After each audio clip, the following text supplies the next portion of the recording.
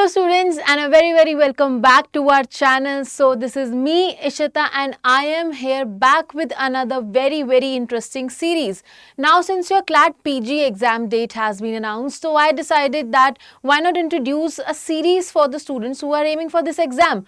ये सीरीज जो होने वाली है आपकी, ये ऐसी सीरीज होगी जिसमें आपको पेड कंटेंट जैसा बिल्कुल ही सिमिलर, कोई फर्क नहीं होने वाला है, पेड कंटेंट जैसा मटेरियल आपको मिलेगा फ्री में, जो कि होगा यूट्यूब पर डेली मेरे साथ। सीरीज होगी ये हमारी डेली शाम को 6 बजे और हम इसमें इस तरीके की पढ़ाई करेंगे कि आप सभी जो लोग देख रहे हो वो बन जाओगे फ्यूचर रैंक होल्डर्स। तो चलिए मैं आपको बताती हूँ कि इस सीरीज में हम करने क्या वाले हैं और हम पढ़ाई कैसे करेंगे। तो जैसा कि आप मेरे पीछे देख सकते हो, ये होने वाली है हमारी मिशन क्लैट पीजी 2026 की सीरीज और हमारा मिशन है, ये मेरा और आपका मिलके ये मिशन है कि मुझे आपको दिलानी है क्लैट में ऑल इंडिया रैंक। वही हम अपना टारगेट रखेंगे और उस टारगेट को हम फुलफिल करने की पूरा जोर लगा देंगे। ठीक है, तो चलो एजेंडा पर चलते हैं कि एजेंडा क्या होने वाला है। जैसा मैंने आपको बताया कि सीरीज में हम करेंगे क्या, ये तो सबसे पहले जो मैं आपको करवाऊंगी वो होने वाला है आपका सब्जेक्ट वाइज डिस्कशन।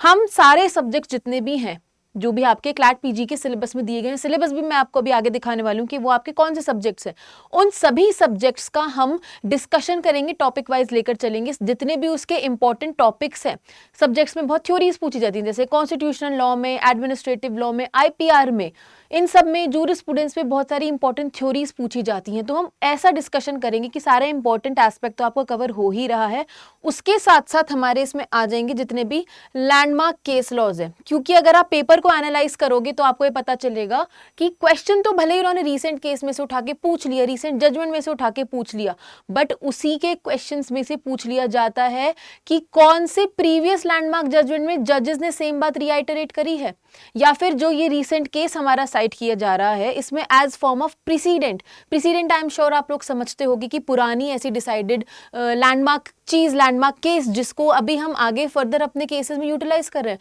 तो कौन से प्रेसिडेंट्स हमारे रीसेंट केस में साइट करे गए हैं, ऐसी चीजों का भी हम यहाँ पे कवर करने वाले हैं। रीसेंट केसेस जैसा कि मैंने आपको बताया, तो ये दोनों चीजें ना कंबाइन में पढ़ना क्लैट पीजी के लिए बहुत ही ज्यादा इंपॉर्टेंट हो जाता है। इसको आप छोड़ नहीं सकते हो, क्योंकि इससे एक और चीज होती है, सब्जेक्ट की इन डेप्थ अंडरस्टैंडिंग स्टूडेंट्स की बहुत ज्यादा बढ़ जाती है, क्योंकि आप एलएलएम करने जा रहे हो, आप मास्टर्स करने जा रहे हो अपनी लॉ में, तो इन डेप्थ अंडरस्टैंडिंग होना बहुत इंपॉर्टेंट होता है। वही ये चीज क्लैट पीजी एग्जाम टेस्ट करता है कि क्या जिन बच्चों को हम इनटेक लेंगे, जिन बच्चों को हम ऑल इंडिया रैंक प्रोवाइड करेंगे, क्या इनमें इतनी कैपेसिटी है कि वो जजेस के जैसा सोच सके, जजेस के जैसा अपना मेंटल माइंड अपना डेवलप कर सके। तो वही चीज यहाँ पर टेस्ट होती है, इसीलिए हम अपनी पढ़ाई भी वैसे ही लेकर चलेंगे।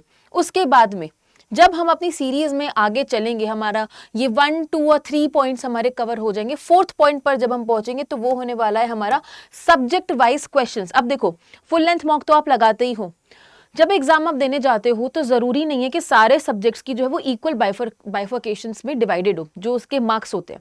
कुछ सब्जेक्ट्स ज्यादा मार्क्स के आ सकते हैं, जैसे पहले ट्रेंड देखा जाता था कि कॉन्स्टिट्यूशनल लॉ सबसे ज्यादा मार्क्स का आता था, बट आज के रिसेंट टाइम्स में अगर आप देखोगे तो कॉन्स्टिट्यूशन लॉ से 1 या 2 पैराग्राफ्स ही देखने को मिलते हैं जो हमारे माइनर सब्जेक्ट्स हो जाते हैं। माइनर सब्जेक्ट्स भी थोड़े नहीं है, वो बहुत सारे सब्जेक्ट्स है, उसमें से भी बहुत सारे क्वेश्चन अब पूछे जा रहे हैं। तो उस सिनेरियो में आपके सब्जेक्ट वाइज क्वेश्चंस इंपॉर्टेंट हो जाते हैं कि कोई ऐसा सब्जेक्ट जो हमें लग रहा है कि बहुत इंपॉर्टेंट है बट एग्जाम में भी नहीं आ रहा, उसकी भी हमें अच्छे से प्रैक्टिस है, और जो सब्जेक्ट हमें देखने में लग रहा है तो छोटी सी बेयर एक्ट है, ये तो हमारे माइनर लॉज कितने थोड़े से लॉज हैं, ये नहीं, उसकी भी हमारी बहुत अच्छी सी प्रैक्टिस हो जाएगी। ठीक है, तो इसलिए सब्जेक्ट वाइज क्वेश्चंस यहाँ पे बहुत इंपॉर्टेंट हो जाते हैं। एक चीज याद रखना, क्वेश्चंस भी जो हमारे चलेंगे वो मैं केस लॉ बेस में जो पैराग्राफ बेस्ड क्वेश्चंस है उसी हिसाब से मैं आपको करवाऊंगी। ठीक है, फिर जब हम सीरीज के अपने अंत में पहुंचेंगे तब हम पहुंच जाएंगे अपने फुल लेंथ मॉक्स पे। फुल लेंथ मॉक्स आपके कंडक्ट मैं करवाऊंगी यहीं पर यूट्यूब पर, हम अपने लाइव सेशंस में करेंगे। आप लोग मेरे साथ ज्वाइन करना, साथ के साथ आंसर्स करना, जितना भी टाइम लगे स्टूडेंट्स, मैं सच बता रही हूँ 4 महीने का ये समय बचा है अभी, और मैं आपके लिए स्ट्रैटेजी वीडियो भी लेकर आ रही हूँ अभी, उसको भी आप जरूर देखिएगा कि इन 4 महीनों में आप प्रिपरेशन कैसे कर सकते हो। तो अब लास्ट में जब हम पहुंचेंगे तो हम फुल लेंथ अपने मॉक्स अटेम्प्ट करेंगे और इतने सारे क्वेश्चन अटेम्प्ट कर लेंगे हम, इतने सारी क्वेश्चन सॉल्व कर लेंगे हम कि एग्जाम से बाहर उसमें से कुछ जाएगा ही नहीं। जितना हमें अपनी तैयारी पर भरोसा होगा उतनी अच्छे से हम एग्जाम में भी परफॉर्म कर पाएंगे। ठीक है, तो स्टार्टिंग में मैंने बताया था, मैं आपको सिलेबस भी दिखा देती हूँ। ये सिलेबस मैंने डायरेक्टली क्लैट कंसोर्शियम की वेबसाइट से उठाया है।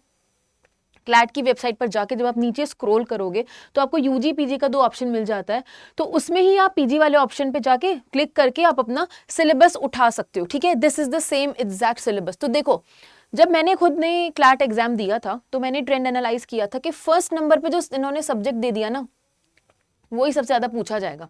बट रीसेंट टाइम में अगर हम चल के देखें तो ऐसा नोटिसेबल हमें नहीं हो रहा है। बट हमें नहीं पता कि एग्जाम में क्या हो सकता है। हम पास तो एनालाइज कर सकते हैं, फ्यूचर का हम नहीं पता लगा सकते, तो इसलिए हमें अपनी तैयारी उसी हिसाब से करनी पड़ेगी। तो सबसे पहला आपका आ जाता है कॉन्स्टिट्यूशनल लॉ, फिर आ जाता है आपका जूरिस्प्रूडेंस। जूरिस्प्रूडेंस तो आपको पता ही है, मैंने एक और भी अपनी वीडियो पोस्ट करी है, उसमें मैंने जूरिस्प्रूडेंस के इंपॉर्टेंट टॉपिक्स डिस्कस करे हैं क्लैट पीजी के पॉइंट ऑफ व्यू से, तो उसको भी आप जरूर देखिएगा।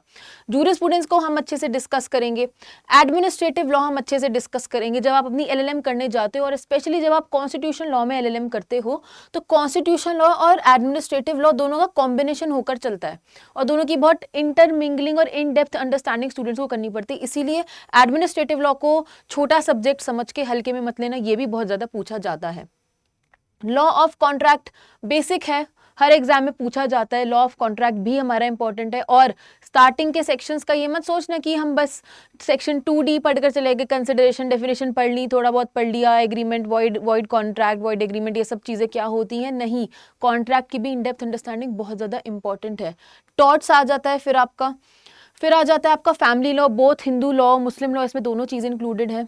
क्रिमिनल लॉ हमारा आ जाता है यहाँ पे, property law, company law, public international law, tax law. अब ये पब्लिक इंटरनेशनल लॉ जो स्टूडेंट्स इसमें भी बहुत ज़्यादा कंफ्यूज होते हैं, स्टूडेंट्स को केसेस याद नहीं हो पाते हैं, बट डोंट वरी, हम बहुत अच्छे से अपनी पढ़ाई को लेकर चलेंगे। यहाँ पे आपको पता भी नहीं चलेगा कि कितने बड़े बड़े और कितने डिफिकल्ट टॉपिक्स आप लोगों ने बहुत ईजिली समझ लिए हैं। ठीक है, उसके बाद में हमारा आ जाता है इन्वायरमेंटल लॉ। इन्वायरमेंटल लॉ में बहुत सारी हमारी कन्वेंशंस दे रखी होती हैं। इन्वायरमेंटल लॉ के हमारे काफ़ी सारे एक्ट्स भी हैं, water act, air act, environment act 1986 का हमारा एक्ट है। ठीक है, तो ये सब एक्ट्स भी बहुत ज़्यादा इंपॉर्टेंट हो जाते हैं, हल्के में मत लेना इसको बिल्कुल भी। And labour and industrial law. अब ये जो पूरा का पूरा सिलेबस है आपको, ये क्लैट की वेबसाइट पर तो दिख जाएगा, बट आपको इसमें IPR नहीं दिखेगा कहीं भी, आर्बिट्रेशन लॉ नहीं दिखेगा कहीं भी, बट एग्जाम में उससे भी क्वेश्चंस आते हैं, उससे भी पूछा जाता है। तो इसीलिए मैंने आपको बोला कि अपना डोमेन हमें बहुत वास्ट रखकर चलना है, ऐसे सब्जेक्ट्स को भी कवर करना है जो दिखने में बहुत छोटे लग रहे हैं, हमें लगता है अरे ये तो हो जाएगा, एक आधी तो क्वेश्चन आ रहा है। नहीं, नेगेटिव मार्किंग पता है कितने की होती है? 0.25 की आपकी नेगेटिव मार्किंग होती है और 120 आपके क्वेश्चंस होते हैं। बट जिस हिसाब से कट ऑफ जाती है, तो क्या आपको लगता है कि इतना इजी होने वाला है पेपर की बस पैसेज बेस्ड आ रहा है, हमने तो रीड कर लिया हो गया? नहीं, तभी तो मैं आपके लिए सीरीज लेकर आई हूं, तभी इस सीरीज की इंपॉर्टेंस इतनी ज्यादा बढ़ जाती है। तो इसी वजह से आप लोग डेली शाम को 6 बजे इस चैनल पर जुड़िएगा और हम डेली अपनी पढ़ाई करेंगे, लगकर पढ़ाई करेंगे और इस तरीके से पढ़ाई करेंगे कि आपकी रैंक 100% आ जाए। आपका NLU में एडमिशन लेने की गारंटी जो है वो मेरी है। ठीक है, गॉट इट। और अब जो सबसे इंपॉर्टेंट बात है, क्या होता है कि जब हम क्लासेस कर रहे होते हैं तो आपने जो आंसर कर दिया यहाँ कमेंट सेक्शन में मैं देख लूंगी, ठीक है, बट आपको बाद में भी डाउट्स आ सकते हैं। आप जब पढ़ रहे हो अपना घर पे बैठ के, खुद कोई लीगल करंट अफेयर पढ़ रहे हो, आप न्यूज़पेपर्स पढ़ रहे हो, उसमें भी आपको डाउट आ सकते हैं। क्यों नहीं आ सकते? क्योंकि ये सब चीज़ें भी तो एग्जाम में पूछी जाती हैं। तो ऐसे डाउट सॉल्विंग के लिए, फ्री मेंटोरशिप के लिए, कभी आपको डीमोटिवेटिंग लगता है कि मैम हम बहुत परेशान हो रहे हैं कि अब हम क्या करें, एग्जाम की डेट पास आती जा रही है, तो इन सब सर्कमस्टांसिस के लिए आप मेरे साथ टेलीग्राम चैनल पर जुड़ो, इस कोड को स्कैन करो, वहां पर आओ और अपने डाउट्स पूछो। किसी भी तरीके की गाइडेंस चाहिए, किसी भी तरीके की मेंटोरशिप चाहिए, I am always there for you. और अगर आप देखोगे भी, पुराने स्टूडेंट से बात करोगे तो आई रिप्लाई वेरी फास्ट। और अभी भी मैंने एक पोल पोस्ट किया हुआ है वहां पर, जिसमें कि आप आंसर करो कि आपको किस चीज़ की रिक्वायरमेंट है, कौन सा सब्जेक्ट है ऐसा जिसमें आपको सबसे ज़्यादा डिफिकल्टी महसूस होती है, उसको ईजी बनाना मेरा काम है। ठीक है, तो that was it for this video. इस चैनल पर जुड़े रहना, हम डेली अपनी पढ़ाई करेंगे, बहुत अच्छे से पढ़ाई करेंगे, और टेलीग्राम पर भी जाकर मेरे साथ जुड़ो। And that was it for this video. Thank you so much, bye bye, take care.